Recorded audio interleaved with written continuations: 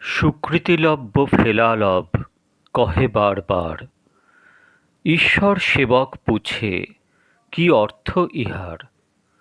প্রভু কহে, এই যে দিলে কৃষ্ণ অধরামৃত, ব্রহ্মাদি দুর্লভ এ নিন্দয় অমৃত। কৃষ্ণের যে ভুক্ত শেষ তার ফেলা নাম, তার এক লব পায় সেই ভাগ্যবান। সামান্য ভাগ্য হইতে তার প্রাপ্তি নাহি হয়, কৃষ্ণের যাতে পূর্ণ কৃপা সেই তাহা পায়।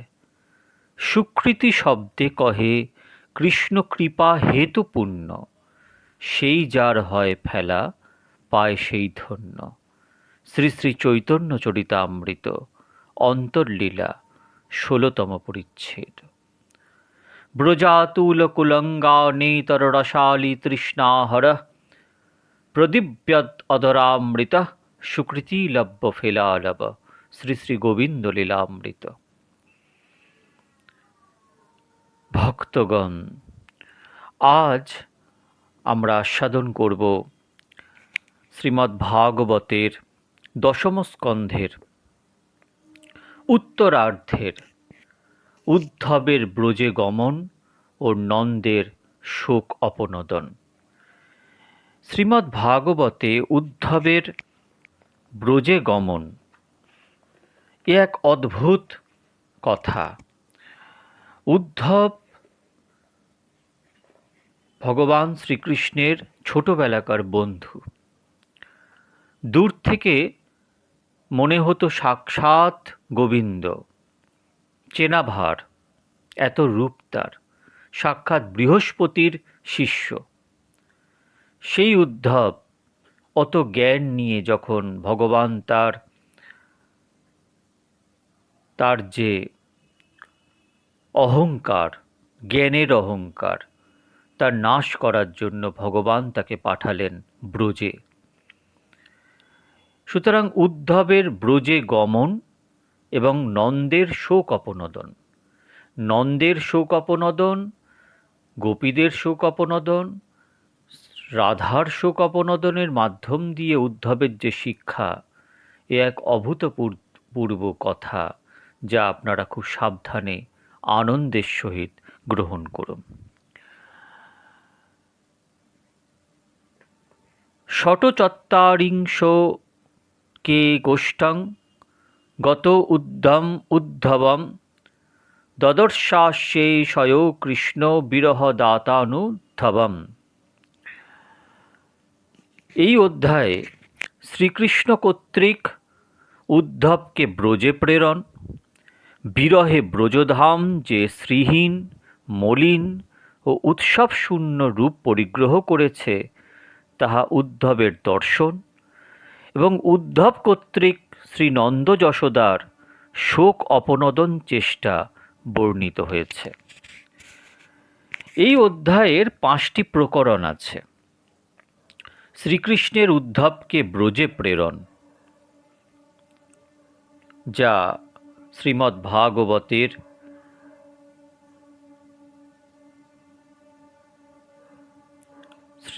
ভাগবতের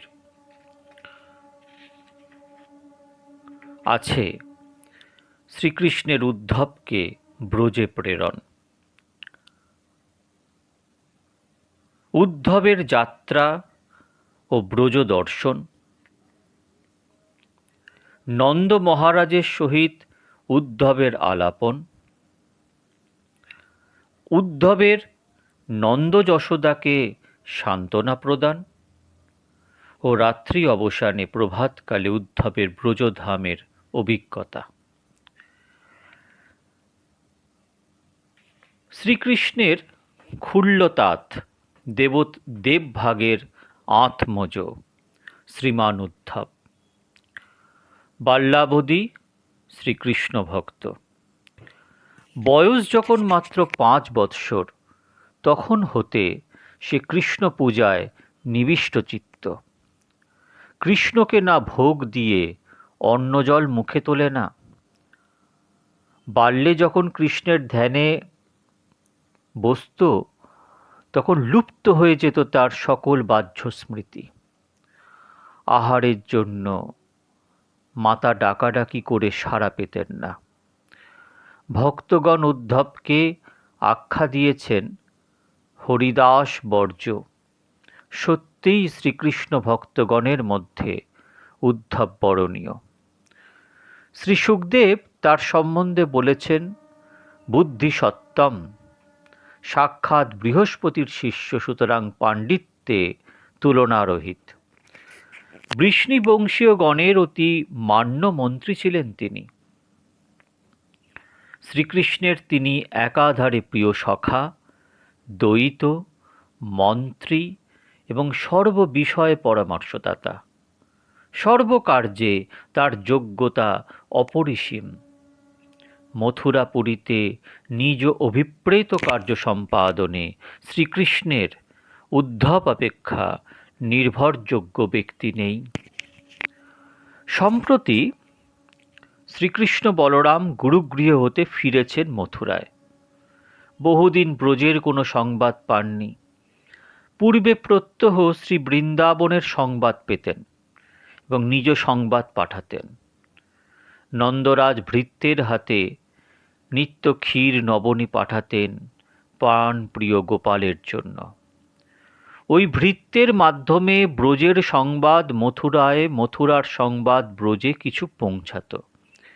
এই সংবাদটুকু আদান প্রদান বন্ধ হয়ে গিয়েছে শ্রীকৃষ্ণের গুরুগৃহে যাবার পর। মথুরায় ফিরে আসা অবধি শ্রীকৃষ্ণ বৃন্দাবনের ভাবনায় বড়ই ব্যাকুল হয়েছেন। ব্রজজনের জীবন সর্বস্ব তিনি। বহুদিন তার কোনো সংবাদ তারা পাননি।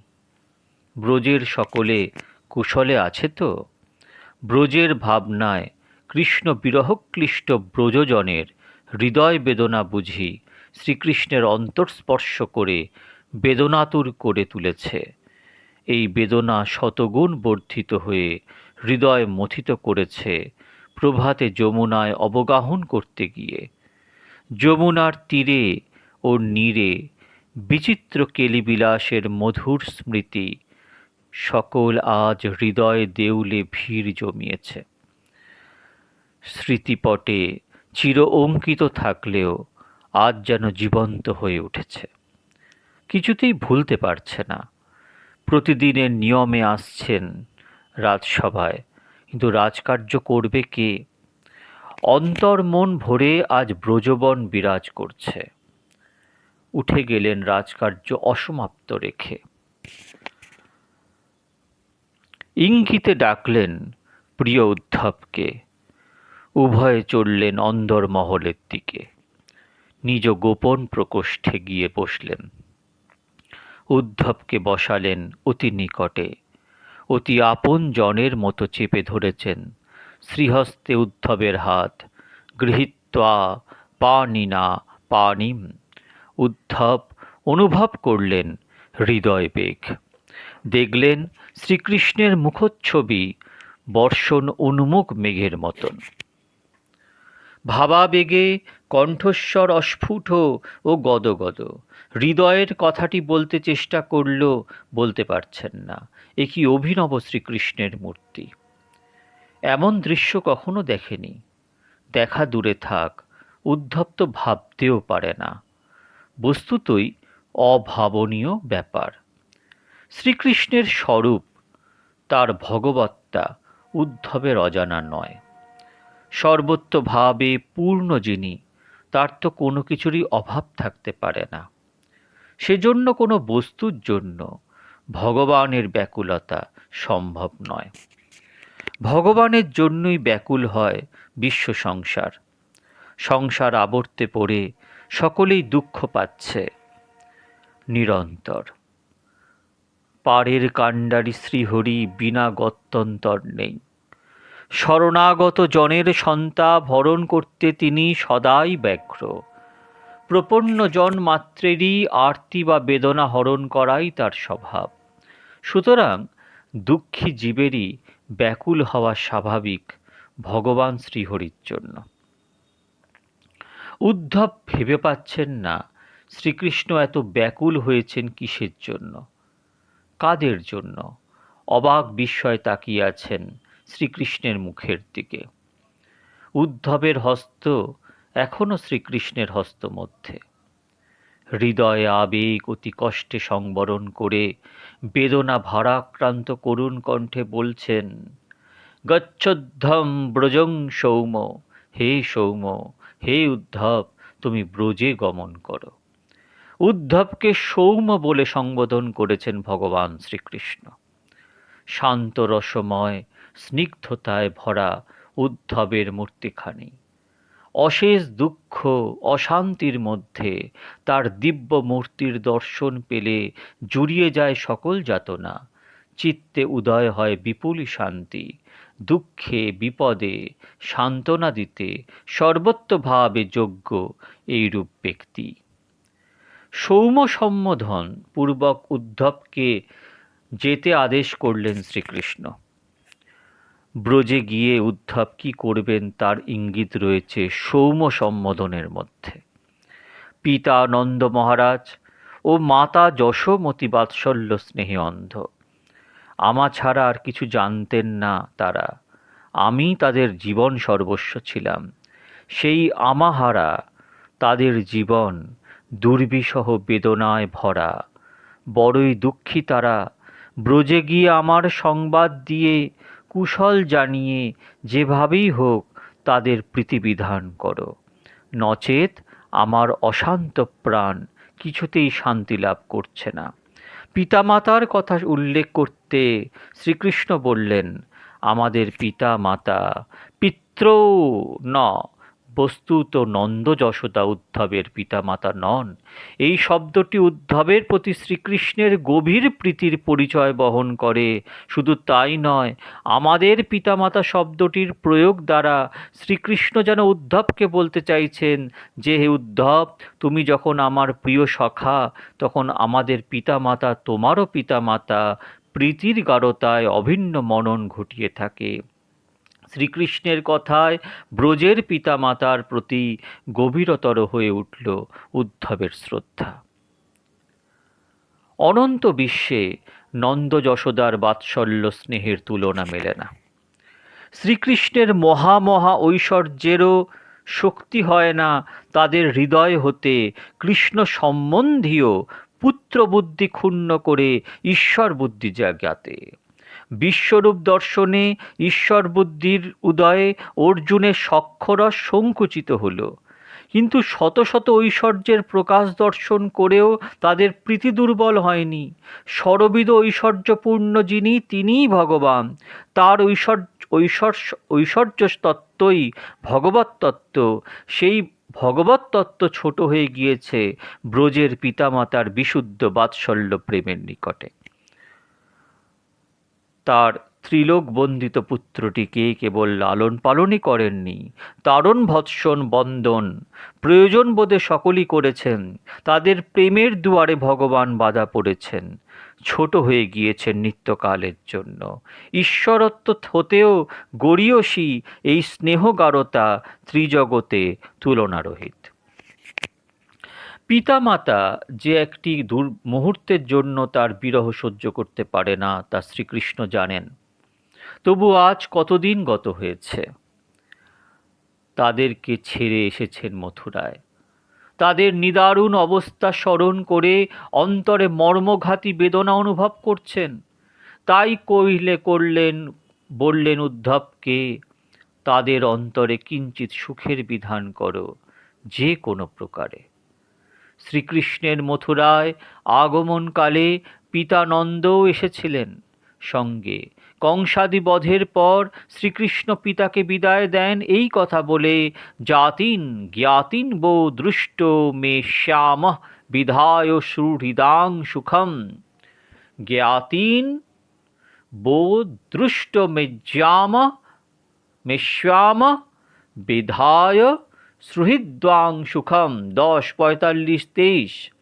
অর্থাৎ, হে পীত, সুহৃদ যাদবগণের সুখ সম্পাদন করে পুনরায় বিরহ দুঃখ কাতর ব্রজের আত্মীয়জন আপনাদিগকে দেখতে যাবে। পুত্রের এই আশ্বাস বাক্য হৃদয়ে ধরে নন্দ যশোদা গভীর দুঃখেও ধৈর্য হারাননি, কিন্তু সহ্যের সীমা আছে তা ভেবেই এবং বর্তমানে যাবার উপায় নেই দেখে শ্রীকৃষ্ণ উদ্ধবকে ব্রজে যেতে বললেন। বিশেষ করে উদ্ধবকে বলেছেন পিতামাতাকে এমন প্রবোধ বাক্য বলবার জন্য যাতে তাদের বেদনাহত চিত্তে কিঞ্চিৎ সুখোদয় হয়। পিতামাতার কথা উল্লেখ করেই শ্রীকৃষ্ণ প্রসঙ্গ শেষ করলেন না। কৃষ্ণৈক জীবন ব্রজগোপিকাগণের কথা না বললেই নয়। তাদের কৃষ্ণ বিরহ বেদনা অসমর্থ, তাদের প্রেম যেমন বিভু অসীম অনন্ত, তাদের কৃষ্ণ হারানোর ব্যথা সেইরূপ অন্তহীন সীমাহীন। তাই উদ্ধবকে বলছেন ব্রজগোপীগণের আমার বিরহজনিত পীড়া সুতীব্র দুশ্চিকিৎস তা দূর করতে যথাসাধ্য চেষ্টা করবে আমার বার্তা দিয়ে। মৎ সন্দেশই, আমার সন্দেশ কথাটি বিশেষ তাৎপর্যপূর্ণ। কৃষ্ণ বিরহ ব্যাধির ঔষধ একমাত্র কৃষ্ণই। কৃষ্ণের বার্তা কৃষ্ণ প্রাপ্তির উপায় স্বরূপই নয়, অনেকখানি প্রাপ্তি। বৃন্দাবন রসকেলি বার্তা ভক্তের জীবাতু। অথবা শ্রীকৃষ্ণ উদ্ধবের মারফত যে আপনাকে আপনার সংবাদ পাঠিয়েছেন এবং ব্রজের সকলের সংবাদ নিচ্ছেন এবং কৃষ্ণ যে তাদের স্মরণ করেন, এটা আমার সন্দেশ। শ্রীকৃষ্ণ যে ভুলে যাননি এটা জানতে পারলেই তাদের অনেকখানি দুঃখ দূর হবে। অথবা শ্রীকৃষ্ণ কুশলে আছেন, এটা আমার সন্দেশ। ব্রজবাসীগণের এই অপেক্ষা আনন্দের সংবাদ আর কিছু নেই যে ভগবান শ্রীকৃষ্ণ বলছেন তিনি সুখে আছেন। নগণী আপন দুঃখ সবে বাঞ্ছি তার সুখ। গোপিকাগণ তথা ব্রজবাসীর কৃষ্ণপ্রীতির এটাই পরাকাষ্ঠা। অথবা মথুরার কার্য সমাপনান্তে শ্রীকৃষ্ণ শীঘ্র ব্রজে আসবেন, এটা আমার সন্দেশ। কৃষ্ণপ্রাপ্তির ক্ষীণ আশা যদি থাকে তবে গুরুতর দুঃখ তাদের সুখের হয়। সুতরাং কৃষ্ণ আবার আসবেন এই সংবাদ দুঃখমোচন সহায়ক হবে। অথবা তারা যেমন আমার জন্য আমিও সেইরূপ ব্যাকুল তাদের জন্য, এটাই আমার সন্দেশ। ব্রজের বিরহিণী প্রিয়াগণের পিতা নন্দ, মাতা যশোদা তথা অপরাপর ব্রজবাসীর নিকট আমার সন্দেশই পরম সান্ত্বনার বাক্য। শুদ্ধ বাৎসল্যের খনি ব্রজের পিতা মাতার ভালোবাসার কথা অনেকেই অল্প বিস্তর জানেন। উদ্ধব নিশ্চয়ই অবগত আছেন, কিন্তু ব্রজদেবীগণের কথা অনেকেই জানেন না। সেই সুগুপ্ত ধন আজ প্রকাশ করছে। তাদের কথা একটু সবিস্তারে বলেছেন শ্রীকৃষ্ণ উদ্ধবকে নিজ মুখেই। এই সুযোগে শ্রী সুখদেবের শুনবার ও শোনাবার অবকাশ হয়েছে গোপীদের কৃষ্ণ অনুরাগের কথা প্রাণ বল্লভের নিজ কণ্ঠ হতে। ব্রজের গোপিকাগণ মন মনস্কা ও মৎপ্রাণা। শ্রীমদ্ ভগবদ্গীতায় ভগবান সর্বগুহ্যতম মন্ত্রে অর্জুনকে বলেছেন মন্মনা ভব মদভক্ত মদযাজি মাং নমস্কুরু। সমস্ত মন যারা শ্রীকৃষ্ণে অর্পণ করেছেন, নিজের মন বলতে যাদের আর কিছু নেই, তারাই মন্মনা ভক্ত।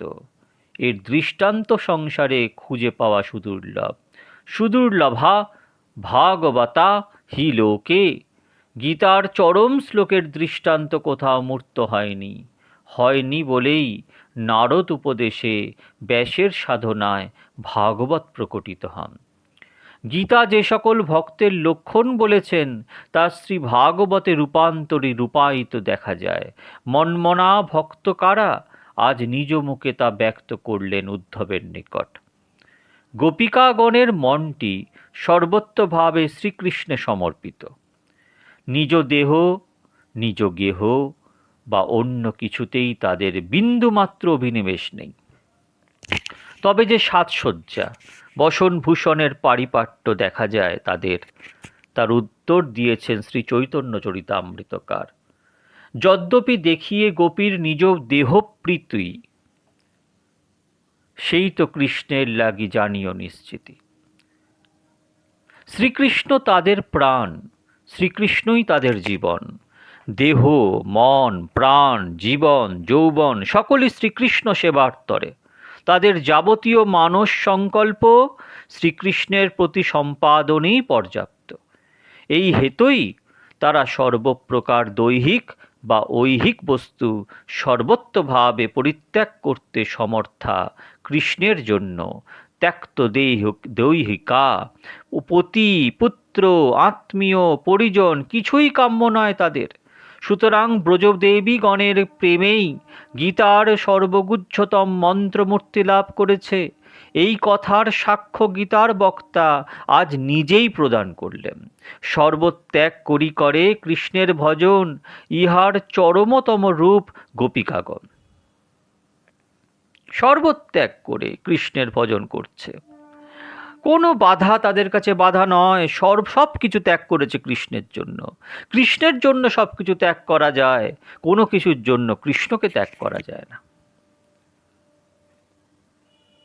এর চরম রূপ গোপিকাগণ। তারা মনের দ্বারা একমাত্র আমাকেই প্রিয়তম আত্মস্বরূপে নিশ্চয় করেছেন। তাদের সর্বসংশয়ের মূল ছেদন হয়েছে। আমি তাদের আত্মা, একমাত্র প্রিয়তম দ্বৈতং শ্রেষ্ঠমাত্মানং। ইহার গভীর অর্থ ব্যঞ্জনা হচ্ছে ব্রজদেবীগণে আমার মনটি সর্বদা স্থিত, তারাই মন মনস্কা। আজ তারাই আমার প্রাণ, আমার অন্তরে তাদের প্রাণ স্থিত, তাই তারা মৎ প্রাণা। কৃষ্ণ যাদের প্রাণ, তারাও কৃষ্ণের প্রাণ হবে। কৃষ্ণ ছাড়া তারা যেমন জানেন না, তাদের ছাড়াও কৃষ্ণ জানেন না। মদন্যতে না জানন্তি নাহং তেভ্যো মনাগোপী। শ্রীকৃষ্ণ উদ্ধবকে যা বলতে চান তার গুরু ব্যঞ্জনা এই যে ব্রজরামাগণ তার প্রাণ। তাদেরকে ছেড়ে শ্রীকৃষ্ণ মথুরায় আছেন তা থাকাই মাত্র। বস্তুত প্রাণ পড়ে আছে তাদের সন্নিধানে, তাই কোনো কাজেই শ্রীকৃষ্ণের উৎসাহ বা আনন্দ নেই। কেবল করণীয় বোধে কর্মগুলি করছেন মাত্র। যদি কেউ বলেন তাদের জন্য এরূপ অবস্থার কারণ কি,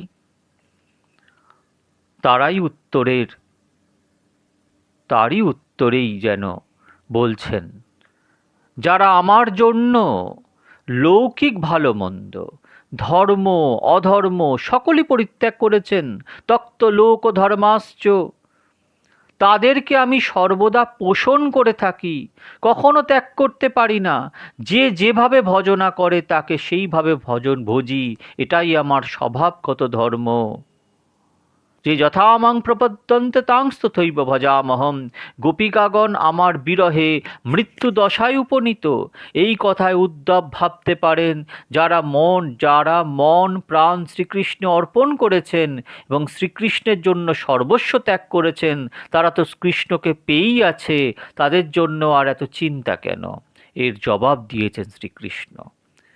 এ আমার অঙ্গতুল্য প্রিয় উদ্ধব, তবে বলি শোনো, আমাকে ক্ষণার্ধ না দেখলে তারা ওই সময়টুকু শতযুগ মনে করে। আমার রূপ দর্শনকালে চক্ষের নিমেষের জন্য যে ব্যবধানটুকু তাও সহ্য করতে না পেরে তারা চক্ষের পলক নির্মাতা বিধাতাকে নিন্দা করে। বিধি সৃজন করেছেন বটে, কিন্তু উত্তম সৃজন জানেন না। সেই গোপিকাগণকে ছেড়ে আমি চলে এসেছি, দীর্ঘকাল কেটে গেছে। তাদের অবস্থা সহজেই অনুমান করতে পারো। তবে যে তারা বিরহ বেদনায় প্রাণত্যাগ করেনি তার কারণ বলি। তারা যখন অন্তর্মনা থাকে তখন আমাকে পায় অন্তরে, ডুবে থাকে তখন আমাতে। কিন্তু তারা প্রেমিক ভক্ত, অন্তরে পেয়েই তৃপ্ত হয় না, বাইরে পেতে ইচ্ছা করে, বাইরে তার সেবা করতে ইচ্ছা করে। তাদের যখন বাহ্য দশা হয় তখন আমাকে দেখতে না পেয়ে পাগলিনী প্রায় হয়ে যায়। তখন আমার রূপ ও গুণের কথা যেই মাত্র স্মরণ পথে আনয়ন করে, অমনি বিরহের প্রবল উৎকণ্ঠায় বিহ্বল হয়ে পড়ে ও ঘন ঘন মূর্ছা দশা প্রাপ্ত হয়। আমি তাদের প্রিয় হতেও প্রিয়তম। দেহ গেহ যা কিছু তাদের প্রিয় ছিল তা আমারই কারণে, আমা বিহনে তাদের আর কিছুই প্রিয় নেই। উদ্ধব ব্রজরামাগণ অধিকাংশ সময় মূর্ছা দশায় কাটায়। বস্তুত মূর্ছাই তাদের প্রাণ রক্ষা করে, কারণ ওই সময় তারা আমাকেই পায় অন্তরে। তাদের যে নিদারুণ সংকট অবস্থা, তাতে হয়তো আর বেশি দিন বাঁচবে না। আমার বিরহে অতি সন্তপ্ত প্রাণ তারা অতি কষ্টে ধারণ করে আছে। ধায়ন্তোত্তি কৃচ্ছেন, কোনো প্রকারে কথঞ্চন বলিবার তাৎপর্য এই যে, শ্রীকৃষ্ণ যখন অক্রূরের রথে চড়ে ব্রজে আসেন তখন আবার শীঘ্র আসবে এই আশ্বাস দিয়েছিলেন। সেই আশায় বুক বেঁধে কোনো মতে তারা বেঁচে আছে। শ্রীকৃষ্ণ সত্য সংকল্প হয়েও যে ওই কথা রক্ষা করেন না, তা উদ্ধবকে বলতে যেন সংকুচিত হয়েছেন। তাই বলছেন কথঞ্চন, কোনো মতে। পরিশেষে ওই কথা গোপন করা সঙ্গত নয় মনে করে যেন বলেছেন, প্রত্যাগ মনসন্দেশই, শীঘ্র ব্রজে ফিরবেন এই আশাই গোপীগণের প্রাণ রক্ষা করেছে। ব্রজগোপীগণ পরবধূ, তারা শ্রীকৃষ্ণের প্রতি যে অনুরক্তা, আর শ্রীকৃষ্ণ যে তাদের প্রতি এত নিবিড়ভাবে আকৃষ্ট, এই সংবাদটি উদ্ধবের নিকট প্রকাশ করে বক্তা যেন একটা অসুবিধায় পড়লেন। তার কারণ, পরকীয়া ভাবের ভজন ব্রজের বাইরে নেই। পরকীয়া ভাবে অতি রসের উল্লাস, ব্রজ বিনা ইহার অন্যত্র নাহি বাস। উদ্ধব গোপীকৃষ্ণের সম্বন্ধের মাধুর্য না বুঝে গুণে দোষ দৃষ্টি করতে পারেন। তাই উভয়ের মধ্যেকার তাত্ত্বিক সম্বন্ধটি উদ্ধবকে জানানো প্রয়োজন। শ্রীকৃষ্ণ বললেন, ব্রজবল্লভীগণ আমারই আত্মা, বল্লভ্যো মে মদাত্মিকা। ব্রজদেবীগণ স্বরূপত শ্রী ভগবানের স্বরূপ শক্তি লাদিনীর পরিকর। এই শক্তি দ্বারে শ্রীকৃষ্ণ নিরন্তর আনন্দ আস্বাদন করে থাকেন। লাদিনীর সার হচ্ছে প্রেম, প্রেমের ঘনীভূত অবস্থা মহাভাব। এই মহাভাব চিন্তামণি রাধার স্বরূপ। শ্রী রাধার বিভিন্ন রূপ হয়েছে গোপীগণ। গোপীগণ সকলেই মহাভাব স্বরূপিণী। রাধা ও কৃষ্ণ এক আত্মা। একাত্মানাবপি ভুবি পুরা দেহ ভেদং গতৌ তৌ। দুই দেহ ধারণ করেছেন আনন্দরস আস্বাদনের জন্য। আজ নয়, পুরা বা নিত্যকালই ধারণ করে তাছেন সখীগণ শ্রী রাধারই বিভিন্ন রূপ।